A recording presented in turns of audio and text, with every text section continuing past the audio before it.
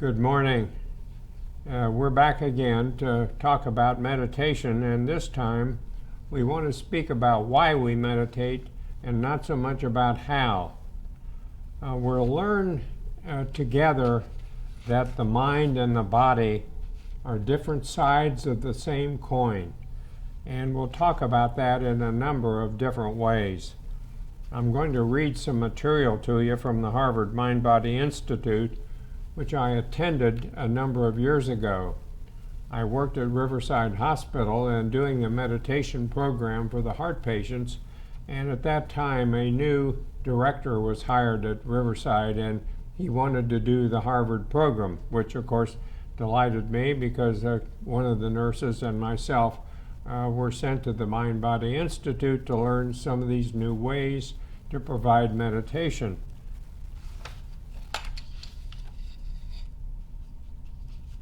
It was an interesting experience in many ways. The Institute was doing and is doing today many interesting things using meditation in a variety of ways that were really new to me then and are pretty exciting today. And they were showing how the mind and the body are connected, and they had very interesting studies that some of what I'll share with you today. They had studies on angina, and here the 70 to 90% of treatments for angina were effective for patients, where the treatment was found to be totally ineffective. It worked because both the patient and the doctor had a good relationship, and they both believed in the medication. Another heart study, angina pectoris, again 70 to 90% of the time, treatment worked for these patients that was found to be totally ineffective. A study in bronchial asthma, 70% of the patients had positive results with a treatment found to be totally ineffective. An interesting study in our case, closer to home, in 1992, an OSU study of congestive heart failure showed improvement in all the patients, yet the patients were treated with a placebo. So the Institute now believes that 60 to 90% of our visits to the doctor are in the mind-body realm. And remember, our mind and body are two sides of that same coin. If we learn this today, we'll have learned a lot. Well, why does it work? It works because belief on the part of the patient and the caregiver and their relationship. There was a famous study done in 1950, in fact here in Columbus, with women who were experiencing vomiting during pregnancy. And they were given a drug that they were told would solve their problem, and it worked because they believed it would work and the doctor believed it would work. In this particular case, if you remember, there were some rather tragic results with the particular medication for the newborn. But the studies show how our thoughts and bodies are related, and the power to be transformed from illness to wellness maybe resides within you and I.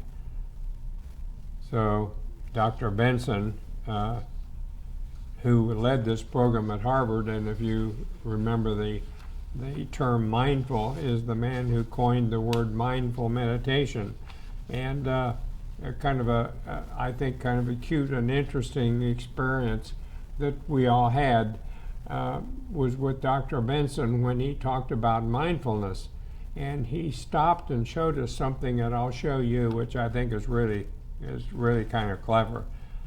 But he gave each person there a raisin, passed the bowl and said, select a raisin. So we all took a raisin, and he said, now hold that raisin up and study it very carefully. And he said, look it over the end of the raisin, both ends of the raisin and the sides of the raisin, and look at the way the raisin is formed as a result of the process of converting it from a grape to a raisin. And look at what it does to the raisin. Well, we studied this raisin for, it seemed to me, forever, until he finally said, now, get the scent of the raisin. So we brought the raisin up to our nose, as I'm doing now, and I must confess, I thought that is a bit of a different scent than I ever noticed with a raisin. And he said, now after you examine it again, taste the raisin. Just hold it on your tongue and then move it around in your mouth. Chew it a little bit. And ask yourself if that tastes different than the last time you ate a raisin. And the answer, of course, is yes. And it's interesting. Someone in the group said, yes, usually I grab a handful and eat them. And it never occurred to me to think about the taste. So this is the man who created the term mindful, and he's saying that we need to live mindfully, and the way we learn to do that is through mindful meditation. So more about that in a moment. The studies that Dr. Benson shared with us show that 60 to 90% of our visits to the doctor are mind-body issues.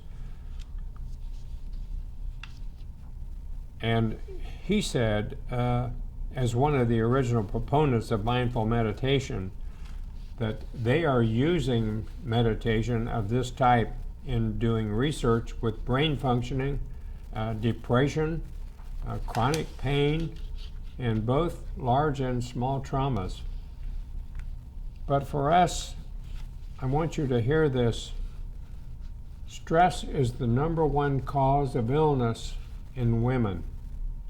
And here at Friendship Village, we have an abundance of lovely women at FVD. So please listen.